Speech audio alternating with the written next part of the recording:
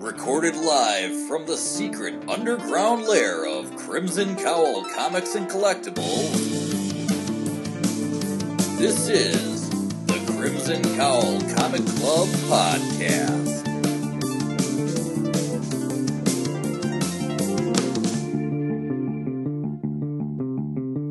The following issues may contain spoilers. Can't end the holidays without a little pyrotechnics. I'm Anthony. I'm Kirby. I'm Katie. And I'm Jim. Welcome to issue number 289 of the Crimson Cowl Comic Club Podcast. Every time we record, we talk about comic books. This episode, we are talking about the long-awaited, just for club shipping purposes, DC's Twas the Mite Before Christmas. You know, DC may have this book. Actually, I was going to say December. December may be over, but we're going to keep talking about Christmas in January. So we're going to do that as a club discussion. Then we're going to jump over to the weekly reviews. That's where we talk about books that we've been reading, whether they're new, whether they're old. We're going to talk about them there.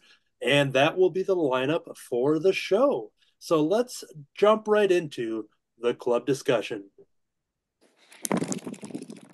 All right, here is this one-shot called DC's Twas the Mite Before Christmas.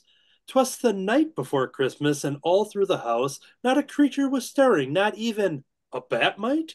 Join all your DC favorites as they take on 8 classic holiday stories, from Constantine and Lex Luthor's Dickinson tale to Batwoman's puzzling Hanukkah hijinks to your classic cocoa-swilling Christmas romance switch with Harley and Amethyst. This book is a perfect companion for cookies by the fire and extra sour cream for your latkes. This is the first time reading that that premise, so that was entertaining. So pull up a sled and get ready for plenty of ho-ho holiday hope to get you in the spirit of the season. This book is done by a ton of creators. Let me see what I can do here. Zipporah Smith, Logan Fairbearer, Dave Sharp, Rob Levin, Bob Quinn, Hassan Asaname El How, oh boy, Ethan Sachs, Sue Lee, John Kaliz, Becca Carey, Natalie Abrams, Marcus Moss Smith, Norm Rapmund, Hi-Fi, Travis Lanham, Jillian Grant, Rebecca Isaacs, Kurt Michael Russell, Farron Delgado, Michael W. Conrad, Gavin Guidry, oh boy, Ryan Cody, we're almost at the end here, Becca Carey, Josh Trujillo, Andrew Drillen, Lucas Gattoni, Shali Fish, Juan Babilo, and this one I can pronounce, Dave Sharp. All right. So there it is. Those are the creators. If those names were butchered in any way, shape, or form, I think it's time to compliment them in this review as we talk about this collection of stories, DC's Twas the Mite Before Christmas. The synopsis pretty much said it all, just kind of giving you a bunch of DC characters, giving you a bunch of short stories, all within that Christmas holiday time right there. So I want to kick it off first with Jim because he's our resident DC expert, I'm going to say. I just think he reads a lot more DC than I think we all do. So I want to hear his opinions first on Twas the Mite Before Christmas. Like always, it's a very fun to have all these different characters, all these short, nice stories, with the holiday theme. Um, there's not one I did not like. I do have a couple of bones to pick, particularly with the first one, the Teen Titans. It kind of focused on Raven. She was visited by her father, who reduced her back to a child without powers. And the story itself was quite fine. She kind of did a Home Alone against a couple of villains who broke into Titan's tower and was able to take them down. But the writer does not seem to know a lot about Raven because Raven, in her human guise of Rachel Roth, was raised Jewish, and she keeps talking about being the Christmases as a child. And she Okay. came from apparently from generally as a very Jewish background from somebody who would not necessarily celebrate family Christmases. But other than that, I thought it was still a really cute story how she like I said, Home Alone the Titans Tower and took down took down the bad guys. Yeah, we got some people as they're going out for a party. She's having some issues and she's staying back, at the tower. And then you have their character names here, who I'm not familiar with them, but you have Mammoth and Shimmer, who are siblings, I'm guessing, based on Yep. one context clue there, I think. But yeah, they kind of come in and then, yeah, like you said, they kind of go Home Alone style as Raven is without her powers to defend the tower. And yeah, Yeah, they are Titan villains. okay. Yeah, I haven't read too many Titan related stories, but nonetheless, it was pretty entertaining. So, all right, anything else to add for this round? Um, no, I'll let somebody else go next, and Let's I jump have a over to couple other comments, but let somebody else in. no problem. Kirby, what's your thoughts on DC's Might Before Christmas? I like the little plays, and we've seen them all a million times. It's like the Home Alone storyline played out with many different versions of it. We've had the Marvel just did it with the Deadpool sitting at home and causing a bunch of problems and stuff for their holiday specials. Uh, but yeah, I'd say probably the Princess Green World one was probably my favorite one. Seeing Harley and the princess swap bodies, do the body swap thing. I really want to know what happens after because Harley sets up so many things. There's this big, interesting party she's planned, but she wasn't there for the party. So the princess is going to get back and she's going to find out that they got this really strange party going on. And then, of course, all the trouble that Harley caused, the princess is going to have to take responsibility and fix all that stuff. But yeah, and if you're going to swap bodies, Harley would be one of the funnest one to do. And I love how she went to the roller derby to let her anger out and loosen up.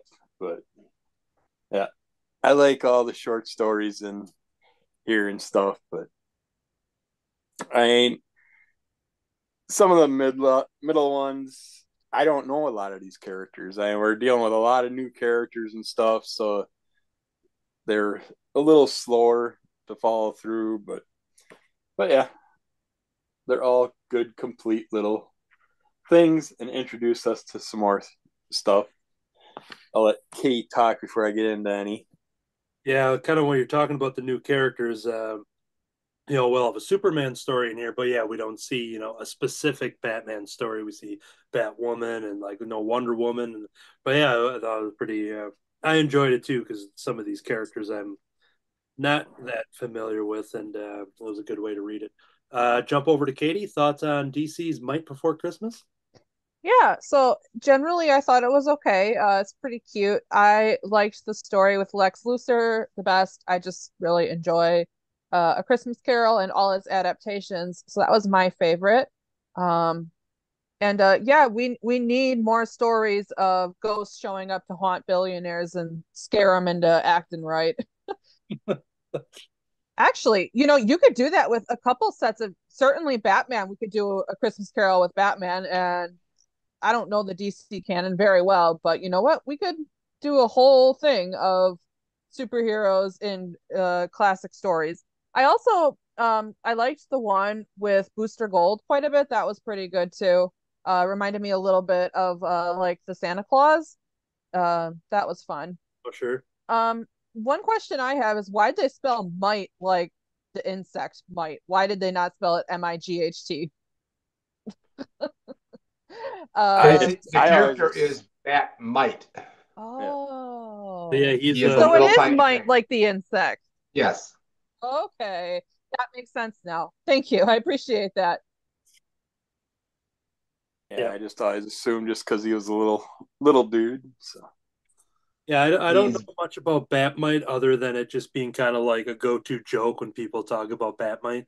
But we get a good he's taste Gotcha. like of basically the Batman version of Mr. Mixel. Yeah, okay. he very much is like that, at And that's least why I from this probably story. never, yeah, because I always have trouble saying that, so I usually stay away from trying to attempt it. So I say it different probably every single time. So good, good. Anything else to add, Katie, on that? No, pretty short and sweet. This one was, a good holiday filler episode. Was pretty fun. Something for everyone. I do like that all holidays are represented. That's nice. I thought that was very touching. But yeah, pretty good. Good, good. I think my favorite one overall, Jim talked about at the top there with the Titans, just because I love the Home Alone related stuff, and I like seeing Raven. The way that was set up with Raven not having her powers and having to resort to defending with all of the things around the house, and it just kind of being kind of wacky and everything. And so I think I enjoyed that one the most, but a close second, if not a tie, would have been the Superman one. I really dug that one. Superman basically overhearing somebody who's kind of basically down on his luck, and he's having troubles, and feeling alone, and he's talking about, like, even my therapist. Um, Hold on here. Most folks didn't understand what I meant by that when he's talking about being alone. He just physically, he never is feeling that connection. And then he goes, "Yeah, even my therapist, like not understanding that." And Superman just happens to kind of overhear this and kind of scoop him up on a kind of a personal mission. And the mission takes them to the Fortress of Solitude for a little bit, but there's a lot of talking throughout this story. And since the art short story is not going to go into great details, but I thought it had a really touching ending of kind of trying to trying to help this random person, and not saying necessarily I can fix all your problems or something like that, but almost giving this person a purpose to connect with other people. So You're depressed and you want to kill yourself. Here, I'll fly you to the icy fortress of solitude and just leave you all alone by yourself in the middle of nowhere, freezing your ass. yeah, there was that little moment where all of a sudden he flies away real quick, and then he zooms back and gets it. Um, but yeah, the message at the end there I thought was a nice little surprise. But yeah, so those are my two favorite. Other than that, I kind of agree too that I enjoyed all the stories, and sometimes these could be hit or miss, and get a one or two good ones, and other ones that don't really impress. But I was pretty entertained all the way through with what we got here. So, any other thoughts? I would like I would like one to continue, and I would like to see where it goes with Batwoman and Riddler's daughter. Here we go. Yeah, that'd be good. Yeah, yeah, the whole story about, I think they were saying that what Riddler does this has been doing this for like 10 years of doing these 8 days of riddles throughout Hanukkah or something, and Batman's not around, so Batwoman's out there, and cool. Yeah, Yeah, the other thing was too with the bunker character with the "It's a Wonderful Life" storyline. I'm really curious whose idea was to design this alligator. I mean, he's got mouths in his armpits. I mean, he's got all these different mouths on him. It's like I don't really know what the purpose of those are. They're Maybe in. it's symbolism of greed and commercialism taking over the holidays. Yeah, that's No, about no, only it's only way it works because they're all in just really weird positions. yeah, I can understand the shoulders, because when you're snacking on a bag of potato yeah. chips and some fall on you, you can get a second bite at it if they fall on your shoulder. But Hmm. the armpit ones, though, those ones, I don't know how you're eating potato chips, but You're They're laying kind of in funky. bed, with your head back. there we go. Oh yeah, that'll do it. between your shoulder and armpits. When your arm goes one way, it's the one's biting. When it goes the other way, is the other one is. Maybe if you're man bat or something and you're eating upside down, I don't There's another good way. know. Yeah, that's yeah, it's one of those that there's a lot of action going on in there, and I didn't appreciate that enough until you brought it up to kind of see all of these extra mouths on this gator. So. One downfall I have with these is I'm always bummed when they focus the storyline on a certain character like Batmite, and then we don't get to see him at all till a tiny story in the end. At least throw him in a little bit in Yeah, each story or a couple stories just to tease Yeah, him if you're going to use I him as the agree. key character. yeah, I'm glad you brought that up because yeah, that was kind of surprising. By the end of it, once he popped up in that story, I'm like, oh yeah, this is supposed to be about, he's in the title, and they did that Yeah, with the Gnort in a way, right? That swimsuit Yep. special where He yeah, got a picture in there, but that's what. yeah. I didn't make the connection until you brought it up because I was like, why'd they do that? That's such an easy thing that they could have fixed. Oh, yeah. Anyway, Merry Christmas, DC. Happy holidays. all I right, did like that Batmite got to take Damien down a little bit because oh, I sure. think said it before. Damien is my least favorite of all the Robins that have come along. Yeah, I know, I'm sure he has his fans, but I would say that there's a lot of people who probably, feel the same. It seems like he gets put down the most out of all of them. Cool. All right. Well, I think that's going to do it then. That was DC's Twas the Mite before Oh, Christmas. Yes. there is a nice tribute page at the back, I think. We didn't mention Yeah, that for Keith Griffin. Kevin. Giffen, Kiffin. yeah. And some of these unusual characters that we don't see too much of, but that he brought in. That was kind of nice. I Rest in didn't get peace. that in mine. I'm Did you guessing get that's yours digital? I have the digital one. okay. Okay, yeah, I got Keith Giffen memorials and a couple other things, but this one I didn't have it. And we should also mention in the back they do have a thing about suicide and all that stuff because there are stories that focus on that type of thing in here, so they do Yeah, mention that at the end. Very talking good about the point. Jed Foundation and then It's not coming in very well, but Amy or NAMI, National Alliance on Mental Illness. So yeah, there is some information on the back as well.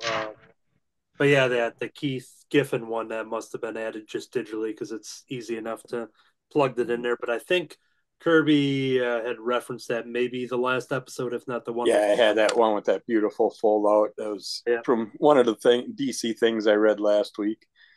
So. All and right. there's nice tributes by a lot of the well-known DC publishers and writers and artists. So All right. That's going to do it. We're going to wrap up that book, if you will. well, that's nice. Yeah, we're going to bag and board that. Somewhere Eric is groaning as he heard that from wherever he's listening. Okay, so that's going to do it for that one here. Now, we are running low on some club discussions. If my list is updated here, we'll have a couple issues left of this current arc, maybe the last arc of Once Upon a Time at the End of the World, number 11, which I believe just came out Wednesday.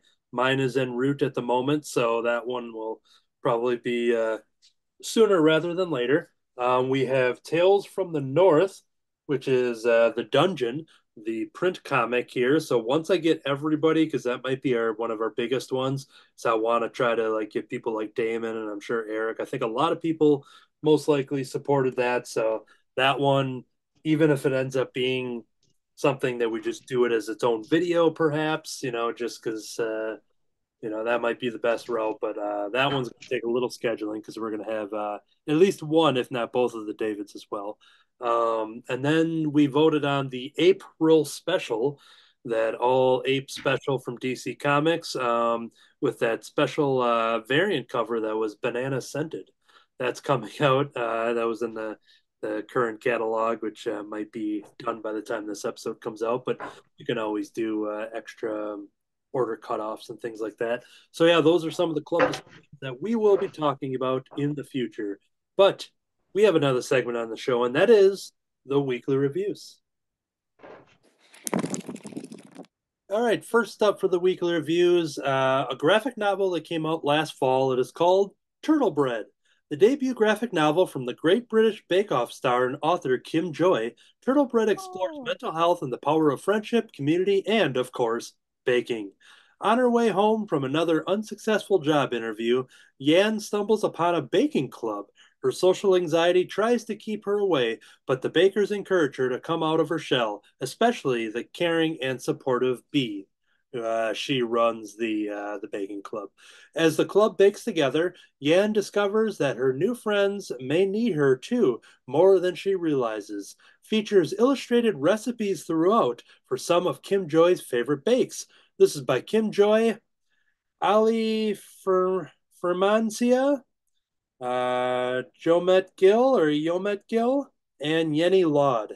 So Turtle Bread. This is something I remember seeing in the catalog. The name definitely got my attention, and I like the art style right there off of the cover. And this felt like a nice comfort book. It's one of these graphic novels that kind of fits in kind of like some young adult type of content. And it's one of those where I just knew immediately. I'm like, yeah, I think this is going to be my jam. No pun intended. But also, I'm not a baker. I don't do any of that kind of stuff. So it's I'm not even coming in through that, but I enjoy those kind of stories. And so yeah, this is a story done by the Great British Bake Off star Kim Joy. And so this is a black and white comic. It sort of has a manga style influence to the art and the design of the characters. But yeah, it is about Yan, who is struggling to find a job. I think she's on her like 26th or 27th job interview, and she kind of keeps going through the grind, and she kind of keeps getting rejected, and kind of keeps, just once again going through the grind and just kind of trying to keep her head up. And that's when she's at like a bus stop and then sees that there's an ad for the baking club right there, the baking club. And she's looking at that and she kind of hesitates on going in. She kind of has fantasies on what it could be, thinking that, hey, this could be my crew. Everyone's going to like me. I'm going to jump right in and, fit right in. This is going to be my space. But when she gets there, social anxiety hits and wondering if she's made a mistake, wondering if there's a way that she can turn around, just maybe decide not to go to this club. But B is the one that is very welcoming and brings Anne into the fold here, and we meet our cast of characters. Very quickly into this book, I realized that there's a couple pages that of dialogue that I noticed wasn't meant for me to memorize to understand what's happening in the story, because that's when I found out there are recipes in this. So they are making stuff within the graphic novel. So this is not just like a random recipe insert. It's specifically showing the characters. It shows you everything you need right on that front page, and all of the steps for baking whatever they're doing is taught through them doing it and giving you all like the oven temperatures and things like that. um, so yeah, that was kind of a very neat, unique way for Kim Joy to insert this in, and then the artist coming through and interpreting that by not just making it a simple recipe list that you're reading, by actually acting it out through their art. So you see those a couple times. When she wants to go back to Baking Club, that's one of those where she's just like, ready to leave even after that first time, kind of feeling awkward and not, wondering if she should be a jokey one, being, the kind one, trying to find her place within this group who already knows each other.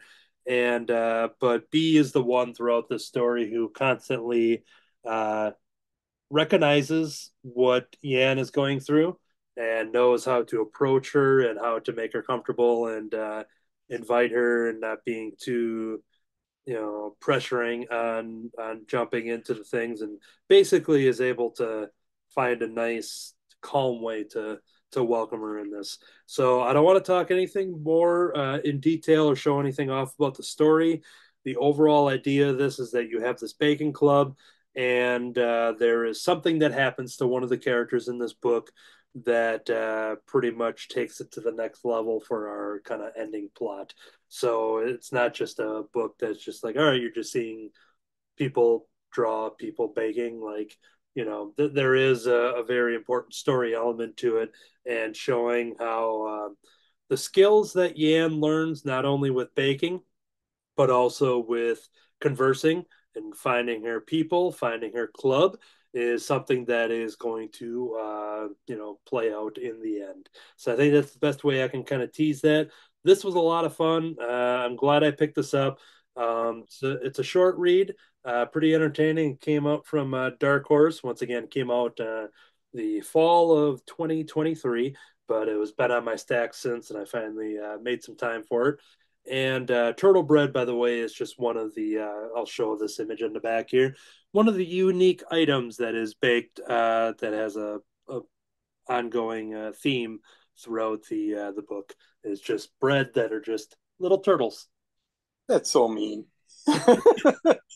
Now, Baking turtles in your bread. What the heck?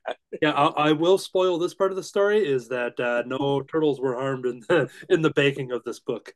So yeah, the other thing I wanted to add too is that if you want to learn more about the creator and the creation of this book, we'll often mention the Comic Book Couples Counseling podcast with Lisa and Brad, because last fall they did have Kim Joy on the podcast. That you can go back into the feeds and check out their podcast with them. And what was cool is that Lisa is a big baker. She's a big comic book reader. So this is, and then she says too in the episode, saying like, well, I have tons of social anxiety. So like everything that is represented in this book is like, was like made for her.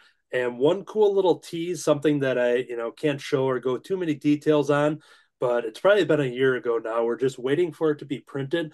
But Lisa, her and I have collaborated on a one-page comic book story, and knowing that she has a love of baking and the Great British Bake Off, which I didn't know much about, I wrote a story specifically for baking with these characters that we got to play with.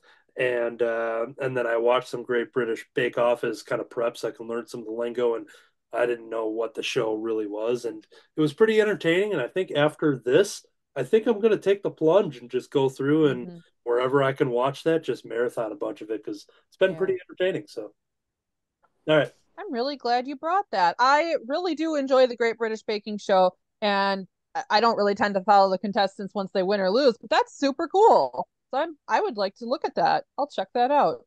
Cool. Yeah, it's a lot of fun and some good lessons to be learned. And for a book about a baking club, I thought it was appropriate to bring it to a comic book club, because there are similar themes with finding your people and sharing the love of what you enjoy. So. And you said it's got a manga look. Do you read it back to front, or do you read it front to back? Normal, traditional, Western comics. But yeah. All right. That will do it then for Turtle Bread. Kirby? Something I think could have easily been a club pick. I'm sticking with the Christmas theme since we talked about the Mite, and I figure what the heck, get rid of some of my other Christmas specials that I have. I got Creepshow Holiday Special from Daniel Kraus, Jonathan Wayshak, James Asmuth, and Letizia Kataniki. You get two stories in this, just like you do in the original Creepshow runs that have been going on. And the first one's called Christmas Man, where you get this little girl that's getting all ready for Christmas. She wants to watch Rudolph. Her brother and his friends are being bullies. They got control of the TV. They're watching some sporting event. They don't want to turn the channel.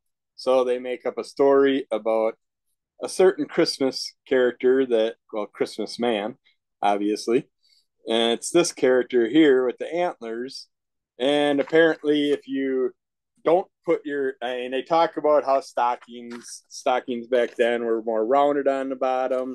and you wonder why, and they give a whole little story to the kid to scare her about something with people's toes and all that getting eaten off. And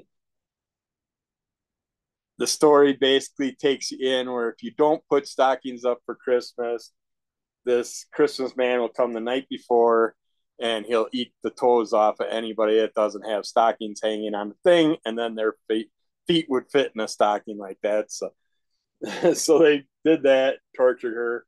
But you got to watch what kind of stories you give the little kids, because those stories could come true and come and bite you in the butt in the long run. So, but that one was my favorite story. The other story was about it was called Package Thieves, and it's about a couple that's going around stealing everybody's packages, and they got hundreds and hundreds of packages that they stole for the holidays, and they're just a bunch of jackasses, which we have nowadays happening a lot.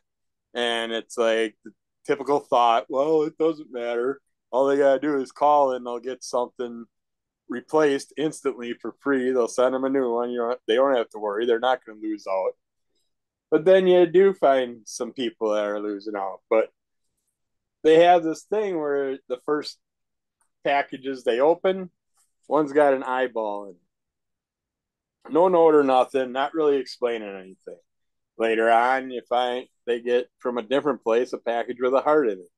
And nothing's on the news or nothing. They come across this poor old guy that sees them selling stuff that they stole, of course. And they're selling it. And he's like, I ordered this dog. I can't get another one. I want it for my daughter. His daughter's dying and stuff. And these people are just jackasses. It's like, well, no, you're going to pay the $1,800 if you want, because that's what people are paying now, instead of giving the poor guy a deal and helping him out. And it's just, yeah, I didn't care for that storyline because I hate those type of people. But they get their comeuppance in the end in a certain way. But yeah, the first story was a lot of fun. Second story, not so much. But I got a new Christmas character to look out for. So watch out for Christmas Man and make sure you hang your stockings the night before Christmas. And don't steal people's packages. I saw one video where they had it like set up in their front of their house to stop somebody, because they must have had a lot of people doing that.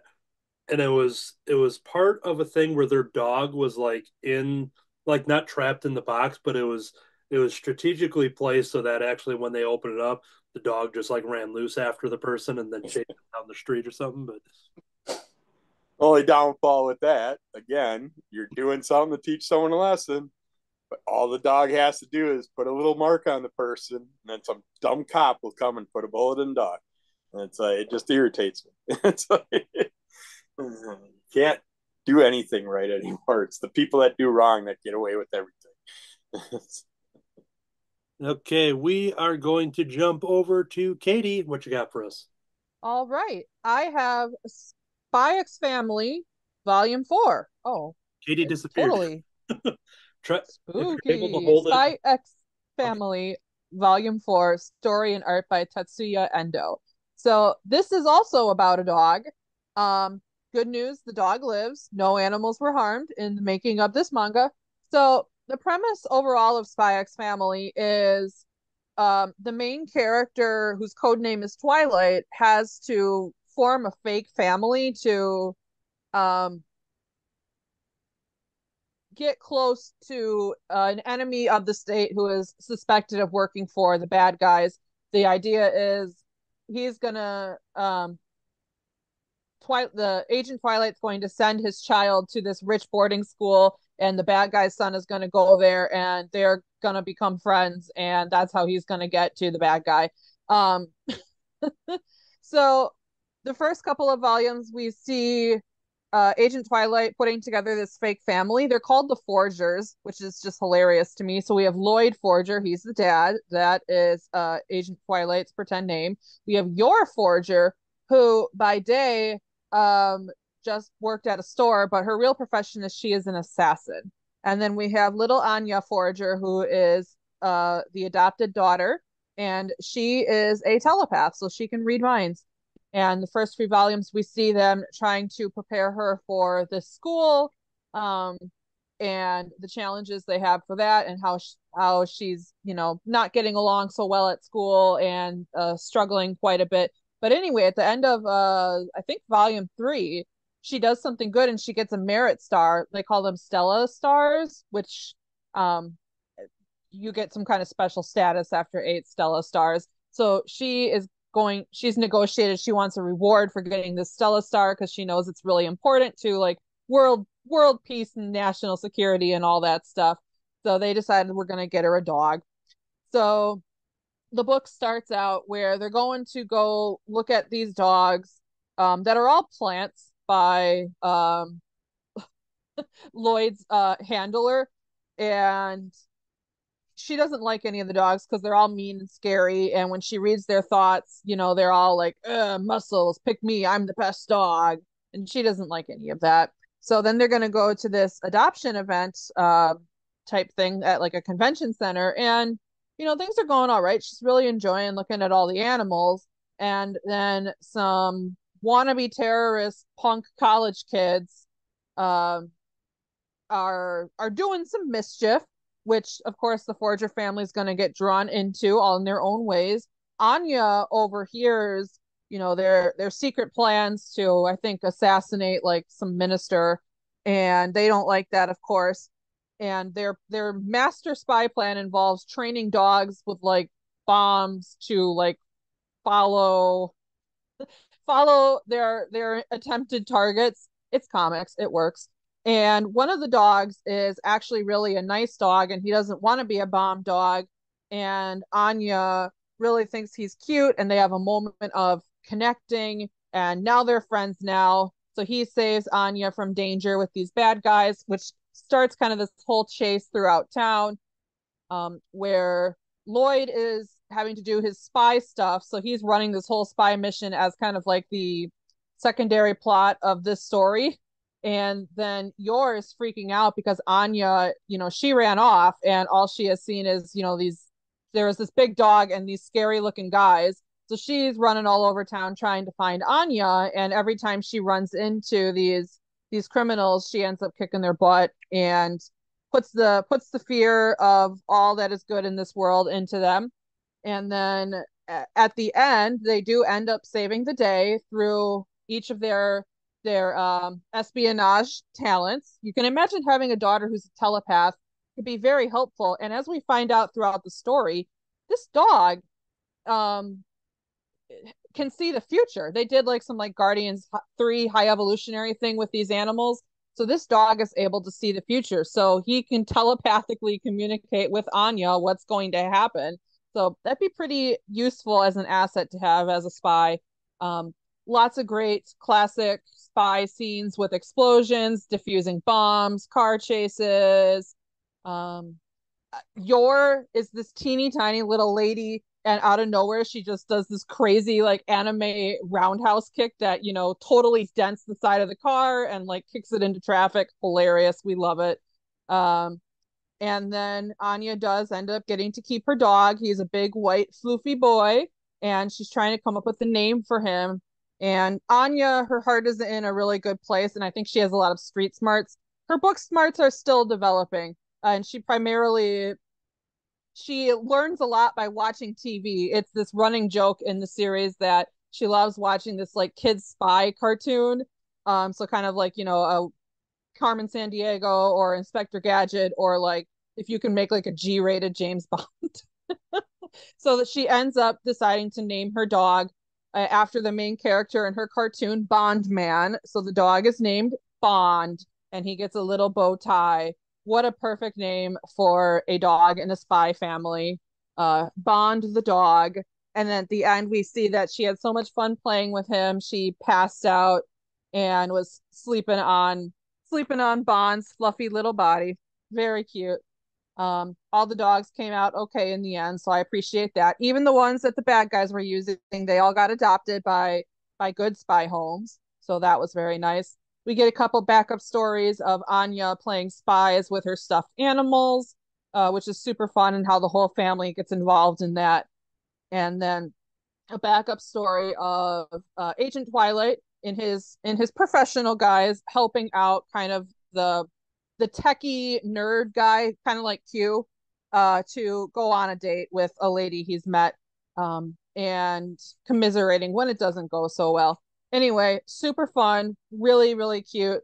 Um, I don't know like if you could read this and having not read the other three books, but as just like a casual enjoyer of Spy X Family, this was really enjoyable and I did appreciate it quite a bit. That is Spy X Family, Volume 4 by Tatsuya Endo from Shonen Jump. Check it out. Cool, cool. All right, Kirby, you are next because I just have the one title. So if you are ready for your next one, Slacker. I know, right? All right, we got Hellboy Winter Special. As you know, if you follow our reviews, I bought this because of the cover. I love the giant Yule cat. This was actually one of my favorite Hellboy stories. I like the way this went. It was a nice flow to it, wonderful artwork.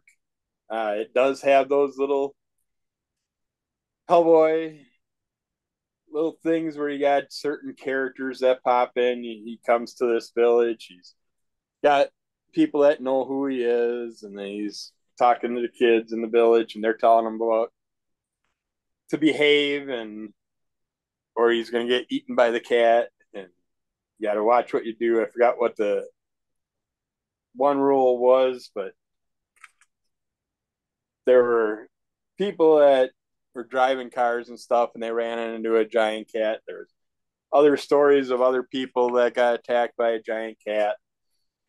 And so in the Mike Mignola Hellboy style, we have a few creature characters that happen to be flying around talking about what's going on. They're watching this character show up in town, Hellboy. They know certain things about him, stuff. They know about the Yule cat. They're the storytellers. So you get those characters while we're dealing with Hellboy and the kids and the old man and talking to Hellboy about what's going on with the Yule cat and what's been happening around town. And then Hellboy goes off and he does call the BPRD, lets them know what's up. And Kate's there still. So you got the relationship between Hellboy and Kate. They're keeping in contact. He's letting them know what's going on with the whole investigation. And then he goes off on his own to find the cat and deal with our little kitty cat. And it's just a fun little battle. He grabs the tail, of course, and whips the cat around. But it's like, if you don't, there's lore about for kids. If you don't work hard enough throughout the year to earn enough money for winter clothes, then the Yule cat will come and eat you. It's like, really? You got little kids that you're forcing to work, and then they gotta make sure that they work enough to satisfy this giant beast that'll eat them at Christmas time. And they're not getting presents; they're working for clothes. So it's like they aren't getting toys or anything fun. But when the cat meets up with Hellboy, there is a little like realm transformation. He gets like kind of transported to a different place and stuff. And then the cat turns into more of a human form. Then there's a bunch of other human form type characters that show up, and then they all start attacking Hellboy. But yeah, it had that whole Hellboy feel. Even the look to the characters, you get those little octopus headed type creatures back in the original Hellboy stories. This kind of reminded me of those with the artwork.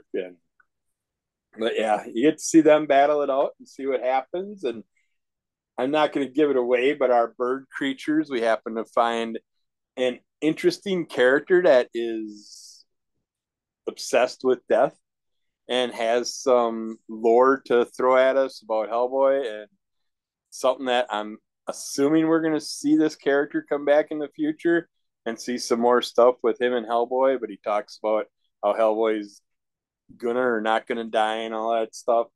in the future. But yeah, this was definitely one of my favorite Hellboy stories by Dark Horse Comics. And we had, based on the characters from Mike Mignola, but the story was done by Matt Smith, art by Matt Smith, colors by Chris O'Halloran, which we know, and then Clem Robbins and helped with the lettering and stuff. But yeah, that was a lot of fun. I'm glad I picked it up. It's always good to pick up these just for the covers, and then I end up liking them. So haven't let me down yet. Well, no, I can't say that. In one of my upcoming reviews, there is one that did let me down, but for what I paid for the cover, it was worth it. Alrighty, one more review. So, Katie, let's actually, it's been a while since I've said this. So let's go to Jedi Ambassador, Katie, on what you have next. All right. So good to be back. I have Star Wars Visions #1 from 2022. This started off as a one shot, and then they've done one every single year. So I think at this point it's a series of one shots. I decided I wanted to review a Star Wars comic after all. There's been some pretty silly hullabaloo about how women don't even like Star Wars, and I have a lot of thoughts on that. So, yeah, this is a woman who likes Star Wars. There are many others who like Star Wars, and you know what? Anyone can like Star Wars. It's for everyone. If it's got that label on it, congratulations. You can be a Star Wars fan. Also, this has just been sitting on my stack, but that doesn't sound as sexy. Star Wars Visions 2022. So the idea of the Vision series on Disney Plus was animated stories from the Star Wars universe, as directed by some anime studios. They're really beautiful, the ones that I have seen. I like them quite a bit, and I think one of the standout ones was the story of the Ronin, which is episode 1 of season 1. So this is a one shot about the Ronin. It is story and art by Takashi Okazaki, English translation by Aki Yanagai, and VC's Joe Caramagna doing the lettering, with special thanks to Kamikaze Duga. All right, so I really liked this quite a bit. The book is beautiful. It is mostly black and white with little splashes of color. So if you enjoy the black, white, and red books, I think you'd probably like the vibe of this. I really love the ink work in here. It's so pretty. And this is more or less a Ronin samurai story that is vaguely Star Wars flavored. So if you are expecting some, like, a huge story of Jedi versus Sith, that's not it. We do have a Jedi and a Sith in here, but it doesn't, the way it explores the two philosophies, I thought was pretty interesting, and definitely a different style of presenting that than we've normally seen. I felt like with this story, it was a lot of less is more, and it was a little more cerebral than, good guys and bad guys bashing each other with lightsabers. Basically, we have the Ronin and his droid master are, escaping from some bad guys, and he beats them up and kicks their butt the lightsaber, and they're traveling through the wilderness, and then he finds this hot spring. Something that I thought was really nice is that this was a snowy planet. It was very wintry, because we get a lot of Star Wars set on a desert planet. So I appreciated that we saw the opposite of that. And anyway, the Ronin's chilling out in this hot spring, and this other guy comes along. He's like, "Hey, I didn't expect to see you here. Can I get in?" And yeah. All right. So we got these two old guys in the hot spring. They're all torn up with like scars and battle wounds and stuff. And the guy's like, "Hey, you have any of that sake left?" And yeah, here, have some sake. Oh, thank you so much. And they end up talking and exploring their philosophical differences, which I thought was quite interesting. And then there's a scene at the end where they kind of mentally walk through what it would be like if they had a lightsaber duel. Because as they're getting ready to go, they're like, "Hey, I enjoyed talking to you. Ah, me too, me too. I hope I see you again." And then they're like, "Wait a second, aren't we supposed to kill each other?" And they walk through what that would look like mentally, and they're like, "You know what? Not today. Not today." A super cool splash page. My background will probably eat it. It usually does. And then our story just kind of ends with them, going on their separate ways, but we are sure that they will meet again. I really liked this quite a bit. for its uniqueness. This stands out amongst other Star Wars comics. Stylistically, it's different. The way that they're presenting the story is different. It is visually gorgeous and also very different than what we typically see for Star Wars comics. So even though it breaks the visual style guide, I think it does so in a way that makes sense and is meaningful. So I don't really have any negatives. Some positives are I feel like it honors Star Wars, has some mythological inspirations from Zen Buddhism. And George Lucas said he was really inspired by the works of Akira Kurosawa, a Japanese filmmaker. So I could definitely see those rich histories being honored here. While anyone can enjoy this, I would say this is a really great entree if you like to read, say, manga or samurai stories and aren't that interested in Star Wars. This could be a really great one for you to pick up where you're still getting something that's familiar with bringing in that galaxy far, far away. I really appreciated that. It's tough often to find a good entree for Star Wars comics. This, it's not a must read by any stretch of the imagination. I did really like it. So if you're a regular Star Wars comics reader, this could be a great one for one of those lighter weeks when you want to fill in, or you're like, I'm checking out a new shop today, and so you don't leave empty-handed. You grab this Star Wars Visions. If you do like this, Peach Momoko did her own Visions one shot in 2023. She has been blowing up throughout the Star Wars universe. Wonderful artist, so pretty. And then we have a coming soon in 2024, another Star Wars Visions one shot. Anthony is holding up Ms. Peach Momoko's Visions one shot. It looks awesome with her watercolor style. You've probably, if you read Marvel, you've seen her throughout the Marvel universe, but I just think her art is so pretty. I really enjoyed this. I just picked this up because I'm like, oh, I haven't read that yet. Really enjoyed it. I thought it did a lot of things very well, and I do recommend this. And I just want to say that everyone has their place in Star Wars. And if Jedi and Sith can figure out how to get along for just a few minutes, I think we can too. So anyway, that's my review of Star Wars Visions, the one shot from 2022. Check it out. Yeah, and then going off that topic that you started with the thing that's going around with the women and Star Wars, I follow a lot of cosplayers, so it's been entertaining to watch them Yes. take that audio of whoever said that thing and seeing them showing off their lightsabers and their Star Wars fashion and everything in the collection. So it's been pretty entertaining to watch everybody kind of diffuse that and or Agreed. the right word is basically. So I Yeah. don't like Star Wars. How about this? Yeah. Yeah, and for some context, it was a guest on Star Wars Theories podcast. Star Wars Theory is a pretty big YouTuber and podcaster. I don't have much context beyond that because I actually do not find his work all that engaging. Because you know what, that's a topic for another podcast. I don't have the context on what was said or who that guest is, but that's where it's from. And if such a big Star Wars YouTuber is going to share that idea, then we should also share the ideas of what Star Wars means to all of us. Because women have been Star Wars fans and Star Wars characters from the start. Anyway, force be with you. That's my review. Excellent. All right. So that is then going to do it for our show. So thank you everyone for checking it out.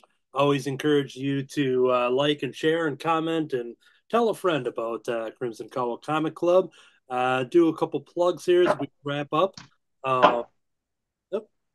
As we wrap up here, there's an upcoming event. By the time this video releases, there's just enough time if you're local to go to Comicverse, New Berlin, Wisconsin, January 28th. I am going to be there on a solo mission to sell some art. I'm going to be there from 10 to 3, selling some original art, some digital art poster prints, and some original bookmarks and printed bookmarks. A bunch of fun stuff like that. So just go to Comicverse. You'll see all the information at the on my social media, as well as the start and end of these videos.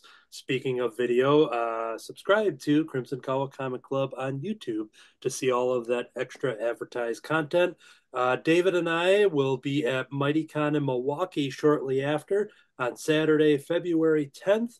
MightyConShows.com for information, but we will be there repeating what we've been doing at the past two MightyCons. So this is the third one now that we've been there as artists, and we'll be adding more art to the table each time we show up. CrimsonCowl.com for info and original webcomics. You can read some some webcomics that are free from David and David, and you can reach out to us to purchase their original comic that's available only in print. That is Tales from the North, The Dungeon. So reach out to anywhere you find Crimson Cowl Media, and we will get that information over to David to purchase your copy today. Subscribe to the audio version on iTunes. Subscribe, rate, and review. I mentioned the YouTube, The Crimson Cowl, all one word on Instagram. If you want to email us, it's Crimson Cowl Comic Club at yahoo.com. Kirby has a spin-off podcast called Under the Cowl of MS. You've been doing some new stuff over there, so if you want to let people know what's been happening for Under the Cowl of MS. Finally got some audio podcast episodes up and going again. I also have YouTube reviews and unpackings, and I started up this week the Instagram single comic book reviews. So check those out. Now that Instagram has video format, that's all at Under the Cowl of MS. Excellent. Subscribe to Under the Cowl of MS wherever you get your audio podcasts, as well as YouTube and especially Instagram with those new video additions. Let's see here. I have an artist account at Anthony Laatsch, Laatsch, over on Instagram and Facebook. And because this video will be out by the time I have posted this, so I just recently posted my Mean Girls Muppets art. Everyone here at the club is seeing this for the first time based on the time we release this. But we've got a Miss Piggy and Janice and Camilla and Sweetums. They wear pink on Wednesdays, but there they are to piggyback off of the musical Mean Girls release in theaters now. It's a lot of fun. So yeah, follow the art accounts at Anthony Laatsch. I host Cartoonist by Night over on YouTube. Tons of episodes over there. That's it. That's all the plugs. If you missed all that information, it's at the very end of the show on our video version. I might just have to start doing an audio version of tagging that at the end or something. So even though I just said it in audio anyways, I don't need to do that. So that's just repeating. So ignore what I just said. All right, that is going to do it then for this episode. This whole time, I've been sampling Alfred's eggnog. I got a case of the mites from Bats, Cats, and Creeps. Raven! I've been drinking sake at the Samurai Hot Springs. Happy holidays. Go Pack. To be continued. Ho, ho, ho. Oh, oh.